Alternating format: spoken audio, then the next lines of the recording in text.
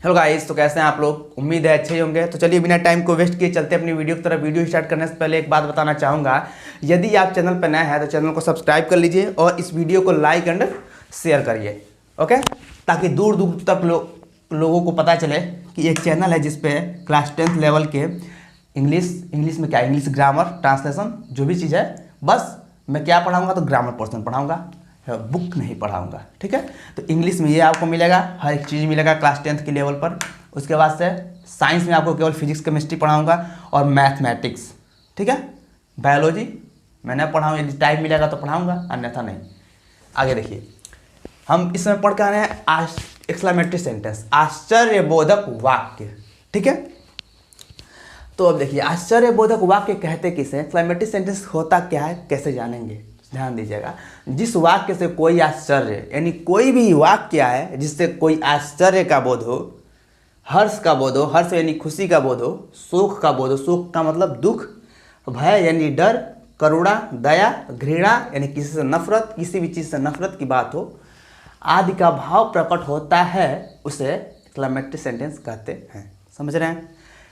Definition इसका है, a sentence that express strong feelings of hurt is called an exclamatory sentence. क्या है? A sentence that express strong feelings of hurt is called an exclamatory sentence. इस definition से यह बताया जा रहा है कि हृदय की तीव्र भावनाओं को प्रदर्शित करने वाले वाक्य एक्सक्लेमेटरी सेंटेंस कहलाते हैं। ठीक है, अब देखिए ये सारी चीज़ें हो गई। अब आप लिखिए रूल नंबर 1। मैं जैसे जैसे लिखा हूँ बिल्कुल वैसे ही लिखिए। ऐसे लिखने का तात्पर्य ये है कि आप कभी भी जब भी अपना नोट्स पलट के देखेंगे तो आप एक बार देखेंगे तो आपको सारी चीज़ें याद हो जाएंगी, क्लियर होंगी। और यदि जब नोट्स बनाएंगे ही नहीं, केवल वीडियो देखेंगे, उससे कुछ नहीं होता है। वीडियो देखिए, पढ़िए, ठीक है, लेकिन नोट्स जरूर बनाइए। अब देखिए रूल नंबर 1, दुख का भाव व्यक्त करने के लिए अल्लास, ओह या अह का प्रयोग होता है। ये सारी चीज़ें लिखिए, तभी आप वाक्य को देख के समझ पाएंगे कि किस टाइप का वाक्य है। तो उसमें अल्लास लगाएं, ओह लगाएं, अह लगाएं, ब्रेवो लगाएं, हुस, फेयरवेल, जो भी कुछ हो, आप जब इसको याद करेंगे, तैयार करेंगे, तभी आप समझ पाएंगे। मेरी बात को समझिएगा, इसको जरूर लिखिए। दुख का भाव व्यक्त करने के लिए अल्लास, ओह या अह का प्रयोग होता है। दुखी का भाव व्यक्त करने के लिए हुर्रा या हा का प्रयोग होता है। प्रशंसा का भाव व्यक्त करने के लिए ब्रेवो का प्रयोग होता है। ध्यान खींचने के लिए लो या हुस का प्रयोग होता है। संबोधन के लिए हेलो या हो का प्रयोग होता है। और विदाई के लिए एड्यू या फेयरवेल का प्रयोग होता है। इन सारे चीज़ों को लिखिए। और एक बात बताना चाहूँगा कि इसमें जितने भी आश्चर्यबोधक शब्द होंगे, जैसे यहाँ आप देख रहे हैं, आप अल्लास, ओह, अह, रा, हा, ये सारी चीज़ें देख रहे हैं ना, ये आश्चर्यबोधक शब्द हैं, या फिर इसको आप आश्चर्य सूचक शब्द भी कह सकते हैं। और इसको हम, इसके तुरंत बाद हम क्या करते हैं, तो मार्क ऑफ एक्सक्लेमेशन का प्रयोग करते हैं। मार्क ऑफ एक्सक्लेमेशन कहें या एक्सक्लेमेशन मार्क कहें, बात एक ही है। दोनों का मतलब होता है आश्चर्यबोधक चिन्ह या आश्चर्य सूचक चिन्ह। समझ रहे हैं, समझ रहे हैं। या फिर इसको कह सकते हैं विस्मय सूचक चिन्ह या विस्मय सूचक चिन्ह या विस्मयादिबोधक चिन्ह, ऐसे भी कह सकते हैं, क्योंकि इसका मतलब विस्मयादिबोधक वाक्य भी होता है। आश्चर्यबोधक वाक्य लिखा है ना मैंने, यहाँ पे विस्मयादिबोधक वाक्य भी होता है, आप लिख सकते हैं। विस्मय सूचक वाक्य आपको जैसे सुविधा लगे आप लिख सकते हैं। एक चीज़ लिखने का कई तरीका होता है। मैं यहाँ पे ऐसी मतलब चीज़ें लिखा हूँ जो आपको एक बार में समझ में आ सके, आपको प्रॉब्लम ना हो। समझ रहे हैं। नोट्स बनाने का मतलब होता है कम से कम लिखे और ज़्यादा से ज़्यादा जानकारी मिले हमें। समझ रहे हैं। इन चीज़ों को ऐसे ही लिखिए, पॉइंट बना के, या फिर यहाँ पर नंबर 1, नंबर 2, नंबर 3, नंबर 4 ऐसे लिख सकते हैं। ठीक है, रोमन अंक में लिखिए या जिसमें भी आप लिख सकते हैं। ABCD करके लिख लीजिए, आपकी मर्जी है। मैं अभी क्या बता रहा था कि प्रत्येक, यानी जहाँ भी अल्लास, ओह, अह, हुर्रा, यानी जो भी ये शब्द आएंगे, आश्चर्यबोधक शब्द जहाँ आपको दिखाई देंगे, उसके तुरंत बाद आप मार्क ऑफ एक्सक्लेमेशन का प्रयोग करेंगे। ठीक है, अब देखिए, अब हम चलते हैं अपने एग्जाम्पल की ओर। हाँ, चलते हैं कहाँ, एग्जाम्पल की ओर।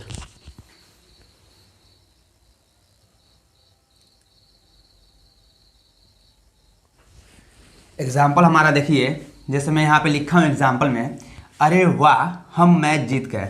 यहाँ पे देखिए ये खुशी का भाव है, मैंने बताया था ना, अरे वाह हम मैच जीत गए। और जहाँ खुशी का भाव होगा वहाँ हम किसका प्रयोग करेंगे, तो हुर्राह का प्रयोग करेंगे। समझ रहे हैं, मैंने बताया था। जहाँ खुशी का भाव व्यक्त, जहाँ खुशी का भाव हो यहाँ हुर्रा या हा हा का प्रयोग करेंगे। यहाँ आप देखिए अत्यधिक खुशी की बात है, ये बात है कि अरे वाह हम मैच जीत गए हैं, तो यहाँ हम क्या प्रयोग करेंगे, हुर्रा का, हुर्रा। और मैंने बताया था प्रत्येक एक्सक्लेमेशन शब्द यानी जितने भी विस्मय सूचक शब्द होंगे, एक्सक्लेमेशन वर्ड होंगे, समझ रहे हैं, उसके तुरंत बाद हम मार्क ऑफ एक्सक्लेमेशन या एक्सक्लेमेशन मार्क विस्मय सूचक चिन्ह का प्रयोग करेंगे। ठीक है, हुर्रा लिखा है, देखिए यहाँ भी ऐसे ही अरे वाह के बाद तुरंत लगा एक्सक्लेमेशन मार्क, हम मैच जीत गए, तो हमने लिखा हुर्रा। ठीक है, अब देखिए एक बात बता दूं,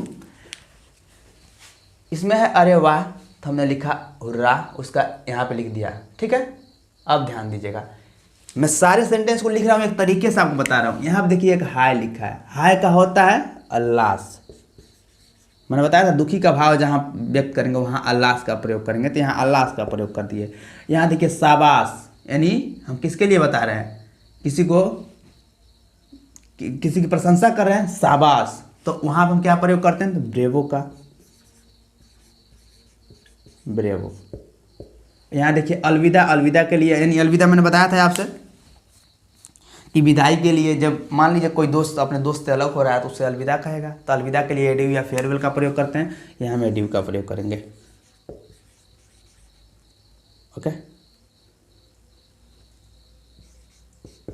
आप समझ सकते हैं, जो भी दिया है उसी के अकॉर्डिंग हम काम कर रहे हैं। अब ध्यान दीजिए, मैंने ये चारों चीज़ लिखा और सबके बाद देखिए एक्सक्लेमेशन मार्क का प्रयोग किया है ना, और यहाँ पर भी देखिए सबके बाद एक्सक्लेमेशन मार्क का प्रयोग हुआ है, यानी कहने का मतलब ये है कि इसके जो भी शब्द आएंगे उसके तुरंत बाद एक्सक्लेमेशन मार्क का प्रयोग किया जाएगा। ठीक है, और उसके बाद ये आगे के जो वाक्य जिस सेंटेंस, जिस टेंस या जिस भी यूज जो भी कुछ हो जिसके अकॉर्डिंग ये बनता है, जैसे ये बनाया जाता है, बाकी सेंटेंस जिस प्रकार होता है उसी नियमानुसार बनाते हैं। अगर ये प्रेजेंट इंडेफिनिट का है तो प्रेजेंट इंडेफिनिट, परफेक्ट का है तो परफेक्ट, नहीं जिसका भी जिस टाइप का सेंटेंस है उसी के अकॉर्डिंग इसको बना देंगे। जैसे यहाँ पर लिखा है अरे वाह, ये तो हम लिख दिए, यहाँ देखिए हम मैच जीत गए, ध्यान जीत गए हैं, पहली बात हम मैच जीत गए हैं, है आया है। ठीक है, और इसमें जितने भी मैच जीतने की बात है यानी इसमें ऑब्जेक्ट है, तो सीधी सी बात जब ऑब्जेक्ट आया, जब मेन वर्ब आया और ऑब्जेक्ट आया, समझ रहे हैं, तो सेंटेंस हो जाएगा, वो टेंस हो जाएगा। क्या हो जाएगा, टेंस हो जाएगा। अभी किस प्रकार का टेंस है पहले ये जानेंगे। तो अगर है आया है तो प्रेजेंट है, समझ लिए, ऐसे ही समझ लिए, अगर है आया तो प्रेजेंट है। अब देखेंगे कि प्रेजेंट तो है लेकिन प्रेजेंट में कौन सा है, तो देखिए गए हैं यानी परफेक्ट बता रहा है, ये क्या बता रहा है, परफेक्ट को बता रहा है। अब जब हम टेंस जहाँ पढ़ाएंगे वहाँ इसको बेहतरीन बताएंगे, ज़्यादा बताएंगे अभी टाइम आपका बहुत वेस्ट होगा। तो यानी बस इतना समझिए परफेक्ट वाला है, तो इसको हम बनाएंगे हम मैच जीत गए हैं, तो इसको हम लिखेंगे we have won the match, we have won the match, WON। यहाँ पे पता है कि परफेक्ट टेंस में थर्ड फॉर्म का प्रयोग किया जाता है, तो विन होता है जीतना, जीतने का इंग्लिश क्या होता है, विन होता है। मैंने यहाँ पे इसका थर्ड फॉर्म प्रयोग किया वॉन, और द मैच, यहाँ मैच क्या द क्यों लगाया है, तो द इसलिए लगाया है क्योंकि हमें पता है कौन सा मैच है, क्रिकेट नहीं है, मैच का मतलब क्रिकेट नहीं होता है, ध्यान दीजिएगा, मैच का मतलब केवल क्रिकेट नहीं होता है, कबड्डी है तो वो भी एक मैच है, हॉकी है वो भी एक मैच है, जो भी खेल आप देख रहे हैं जो खेला जाता है वो एक मैच ही है, समझ रहे हैं। तो यहाँ पे देखिए ध्यान दीजिए, तो यहाँ पे हमें पता है कि कौन सा गेम है, ये हम जानते हैं कौन सा गेम हम जीत गए हैं, इसलिए यहाँ पे द लगा है। जहाँ पे कोई चीज़ पता होता है वहाँ पे द का प्रयोग करते हैं। ठीक है, तो ये हो गया। अगला देखिए, उसका इकलौता बेटा मर गया, इकलौता बेटा का मतलब एक ही बेटा था वो मर गया, तो यहाँ पे हम लिखेंगे उसका इकलौता बेटा, तो हिज ओनली सन, उसका इकलौता बेटा हिज ओनली सन, हिज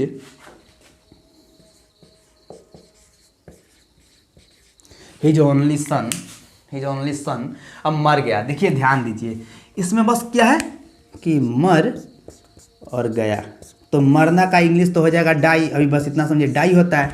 लेकिन एक बात बताइए, इसमें बताया जा रहा है कोई इसमें काम हो रहा है, कोई भी इसमें कार्य हो रहा है, नहीं हो रहा, बस केवल बस मर गया। ठीक है, वो मर गया, लेकिन इसमें मरने का कोई काम थोड़ी है, मरना कोई काम नहीं होता है, समझ रहे हैं, तो इसमें ये मर गया है, तो इसलिए ये टेंस में आएगा नहीं। ये टेंस में जब नहीं आएगा तो ये यूज में आएगा। तो यूज में आएगा तो क्या, जब है तो इज एम आर का प्रयोग होगा। जब भी इज एम, जब टेंस में नहीं आया यूज में आ गया, और जब यूज में आ गया तो यहाँ है दिखाई दे रहा है, तो है का मतलब इज एम आर का प्रयोग होता है। इसी में से कोई एक प्रयोग होगा। तो यहाँ देखिए हिज उसका इकलौता बेटा, उसका के लिए हिज, यानी जब एक व्यक्ति के लिए होता है, जब एक व्यक्ति के लिए होता है तो क्या प्रयोग करते हैं, इज का प्रयोग करते हैं। ये सारी चीज़ें हम आपको कब बताएंगे, जब ये चीज़ें पढ़ाएंगे, ठीक है। यहाँ हम क्या प्रयोग करेंगे, इज। लेकिन इज क्यों, पहले ध्यान दीजिएगा। मर गया, his only son is dead, dead, okay. Dead यानी मर गया, डेड का मतलब होता है मर गया, ध्यान दीजिएगा। ये सेंटेंस आपका हो गया। इसमें देखिए शाबाश, अच्छा किया, शाबाश ब्रेवो हो गया। अच्छा किया का हम क्या करेंगे, वेल। और किया, किया का मैंने बताया था डू, डिड, डन होता है, लेकिन डू का मतलब करना होता है। डिड किया सेकेंड फॉर्म, लेकिन ये डन थर्ड फॉर्म में होता है। तो यहाँ हम थर्ड फॉर्म लिखेंगे, क्योंकि अच्छा किया का वेल डन होता ही है, ठीक है। बस इतना समझिए अभी, वेल डन, अच्छा। अब यहाँ पे आप समझेंगे गुड डन, गुड डन नहीं होता है, ध्यान दीजिएगा। अच्छा वेल किया का डन, वेल डन, अच्छा किया। यहाँ देखिए अलविदा मेरे दोस्तों, अलविदा के लिए ड्यू लगा दिया मैंने, और मेरे दोस्तों के लिए आप क्या लिखेंगे, माय फ्रेंड्स, बस। दोस्तों अधिक दोस्त हैं तो friends, FRIENDS, ENDS, friends, my friends. Edu my friends, बस खत्म हो गया ये। अब यहाँ पे एक छोटी सी चीज़ लिखिए नोट पॉइंट में करके,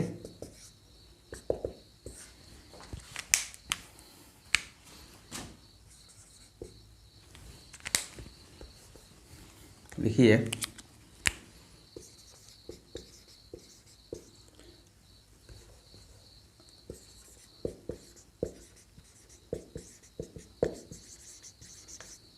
आश्चर्यबोधक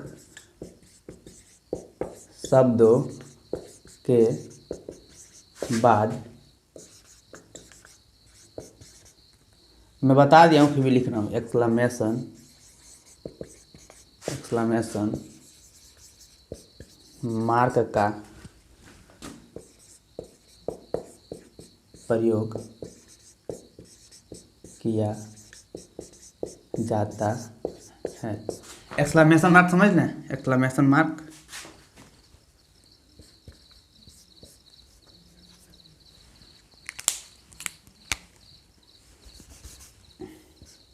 ये वाला, इसका प्रयोग किया जाता है। एक्सक्लेमेशन मार्क को हम हिंदी में क्या कहते हैं, विस्मय सूचक चिन्ह, लिख लीजिएगा आप। इसको मार्क ऑफ एक्सक्लेमेशन भी बोल सकते हैं। मार्क कई जगह आपको ये भी मिलेगा, मार्क ऑफ एक्सक्लेमेशन। थोड़ा ये नहीं, दोनों का मतलब एक क्या होता है। तो चलिए इसको स्क्रीनशॉट ले लीजिए, हम आगे बढ़ते हैं।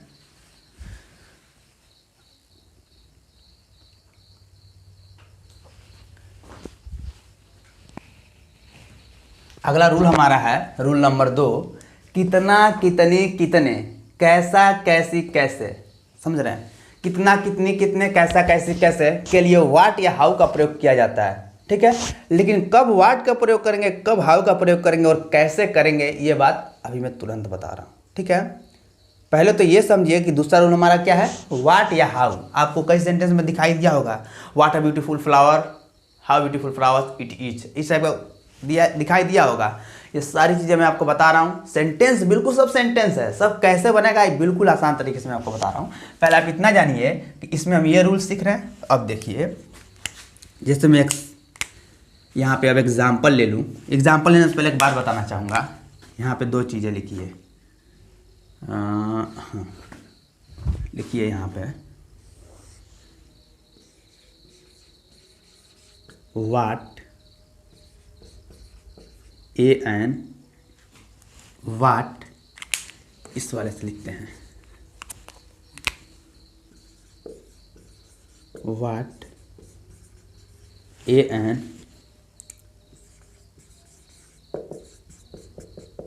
Adjective, noun,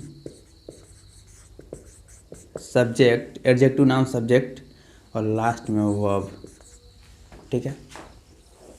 how.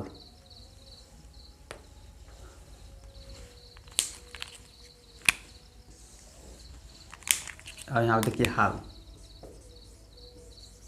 हाउ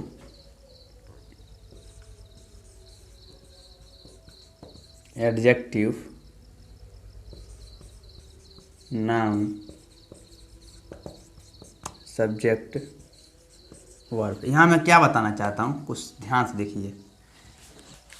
यहाँ पे दो चीज़ें दी हुई है, कितना, कितनी, कितने, कैसा, कैसे, कैसे। इसमें से कोई भी या ये 6 आपको दिखाई दे रहा है, मतलब इस टाइप के कितना भी और भी आ जाए, अगर इसमें इन प्रकार के वाक्य को बनाने के लिए आप व्हाट का भी प्रयोग कर सकते हैं, हाउ का भी प्रयोग कर सकते हैं। लेकिन कैसे किया जाता है ध्यान दीजिएगा। जब आप व्हाट का प्रयोग करेंगे तो सबसे पहले आप व्हाट का प्रयोग करेंगे, उसके बाद से आप आर्टिकल ए या एन का प्रयोग करेंगे। ध्यान दीजिएगा, सबसे पहले आप व्हाट का प्रयोग, जब व्हाट का प्रयोग से, व्हाट के प्रयोग के द्वारा जब आप वाक्य को बनाएंगे तो आप क्या करेंगे, सबसे पहले व्हाट लिखेंगे, उसके बाद आप ए या एन लिखेंगे, उसके बाद एडजेक्टिव लिखेंगे, फिर नाउन लिखेंगे, फिर सब्जेक्ट लिखेंगे, फिर वर्ब लिखेंगे। उस वाक्य में आप देखेंगे कौन एडजेक्टिव, कौन नाउन है, कौन सब्जेक्ट है, तभी आप बना पाएंगे। ध्यान रखिए, what, an, adjective, noun, subject या वर्ब, ये चीज़ आप घबराइए मत, हम आपको समझाएंगे, आपको सारी चीज़ समझ में आएंगी। जब इसको आप इस टाइप से, मतलब इस क्रम में लिखेंगे जब व्हाट को लेकर बनाएंगे। लेकिन जब हाउ को लेकर बनाएंगे तो यहाँ बस ए एन का प्रयोग नहीं किया जाता है हाउ में, और क्या, बाकी सब वैसे ही है। जैसे एडजेक्टिव, नाउन, सब्जेक्ट, वर्ब था, वैसे ही एडजेक्टिव, नाउन, सब्जेक्ट, वर्ब है। समझ रहे हैं, how, adjective, noun, subject, verb. यानी इस सीरियल नंबर का, इस नंबर का हम प्रयोग करते हैं, इस सीरियल नंबर का हम प्रयोग कब करते हैं, जब हाउ का प्रयोग करते हैं। और इस सीरियल नंबर का हम प्रयोग कब करते हैं, जब व्हाट का प्रयोग करते हैं। जैसे मैं यहाँ पे एग्जांपल में लिखूं,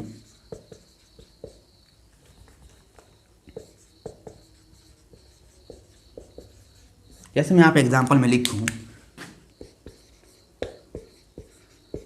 कितना सुंदर फूल है, मैंने लिखा। और हाँ, एक बात और, इस प्रकार के जो भी वाक्य आएंगे उसके लास्ट में एक्सक्लेमेशन मार्क आएगा। इस प्रकार के वाक्यों के लास्ट में एक्सक्लेमेशन मार्क आता है। और इंग्लिश भी जब हम बनाते हैं तो एक्सक्लेमेशन मार्क लास्ट में ही लिखते हैं, यानी अंत में ही लिखते हैं। ठीक है, हम देखिए क्या बता रहा हूँ मैं, कि कितना सुंदर फूल है, इसको हम कैसे बनाएंगे। मैंने बताया कि 2 तरीके से बना सकते हैं। तो पहला देखिए, हम इसको बनाएंगे कैसे। जब व्हाट लेके बनाएंगे तो सबसे पहले लिखेंगे व्हाट। ठीक है, इसमें तो कुछ सोचना ही नहीं है, व्हाट ले लिया हमने। अब मैंने बताया फूल, देखिए कितना सुंदर फूल है, केवल एक फूल की बात है तो ए लगाएंगे, ए लगाइए। ठीक है, ए क्यों लगाया मैं आपको अभी बता रहा हूँ। अब इसके बाद क्या करेंगे, हम एडजेक्टिव का प्रयोग करेंगे। एडजेक्टिव में क्या है हमारा, ब्यूटीफुल। यहाँ पे हम एन कब लगाते हैं, जब ये क्या होता है, वावेल होता है। वावेल क्या होता है, तो Wavell A, E, I, O, you, इन पांचों में से यदि कोई भी अक्षर यहाँ पहले आता है, इन पांचों में से कोई भी लेटर यहाँ पे यदि पहले आता है, यहाँ पे आता है, इस वाली जगह बी के जगह पे आता है, तो हम इसको एन में करते थे। लेकिन इसको छोड़ के दूसरा या बी, और बी क्या है, कॉन्सोनेंट है। अल्फ़ाबेट ए से जेड तक में इन पांचों को छोड़ के जितना बचता है सब कॉन्सोनेंट होता है। ये होता है वावेल, और एक होता है सेमी वावेल, उसको छोड़िए, उसकी बात ही नहीं करेंगे। तो देखिए, ध्यान से देखिएगा, इसका प्रयोग हम इस प्रकार से करेंगे, इसलिए हम यहाँ पे ए का प्रयोग किए हैं। मैंने बताया सबसे पहले व्हाट, फिर आर्टिकल ए या एन लगाएंगे, फिर एडजेक्टिव। एडजेक्टिव देखिए यहाँ पे ब्यूटीफुल एडजेक्टिव है। फिर मैंने बताया नाउन। नाउन, तो नाउन क्या है, फ्लावर, तो फ्लावर लिखिए, FLOWER। एक फ्लावर है बस, फ्लावर अधिक रहता है तो फ्लावर्स कर देते। अब देखिए व्हाट अ ब्यूटीफुल फ्लावर। अब मैंने बताया सब्जेक्ट, इसमें सब्जेक्ट आपको किस दिख रहा है, नहीं, इट का प्रयोग करेंगे। क्यों, क्योंकि फूल है, निर्जीव वस्तु है, इट का प्रयोग कर दिए। अब मैंने बताया अंत में हम करेंगे वर्ब का प्रयोग। तब ध्यान दीजिएगा, वर्ब में हम क्या लगाएंगे, सिंगल वर्ब में हम क्या लगाएंगे, जब एक फ्लावर है तो इज लगा देंगे। ठीक है, what a beautiful flower it is, और लास्ट में एक्सक्लेमेशन मार्क लगाएंगे, क्योंकि यहाँ भी एक्सक्लेमेशन मार्क लास्ट में ही आता है इसमें। ठीक है, इस प्रकार के वाक्य में एक्सक्लेमेशन मार्क लास्ट में आता है। इसको हम अब हाउ लगा के बनाएं, या फिर आर। आर का मतलब या, ऐसे बना सकते हैं। कैसे बना सकते हैं, हाउ, हाउ लगा देंगे, बस ए को छोड़ देंगे, और क्या, ब्यूटीफुल फ्लावर इट इज, बन गया, बस हो गया। मैं अगर और लिखूं, कितनी सुंदर वर्षा है। कितनी सुंदर वर्षा है, तो हम इसको कैसे बनाएंगे? दो तरीके से बना सकते हैं। जब वाट लगा के बनाएंगे तो वाट a beautiful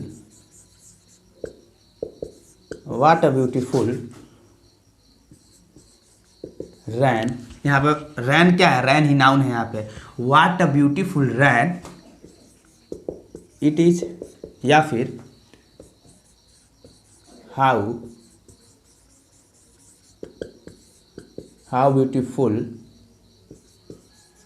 rain it is. उम्मीद है आप समझ रहे होंगे। और इस प्रकार के वाक्यों में हम लास्ट में एक्सक्लेमेशन मार्क का प्रयोग करते हैं, तो ये बात आप ध्यान दीजिएगा या फिर कहीं लिख लीजिएगा, ठीक है? तो आप समझ गए होंगे। इसी के साथ हम अपनी इस वीडियो को समाप्त करते हैं। मिलते हैं नेक्स्ट वीडियो में, तब तक के लिए जय हिंद।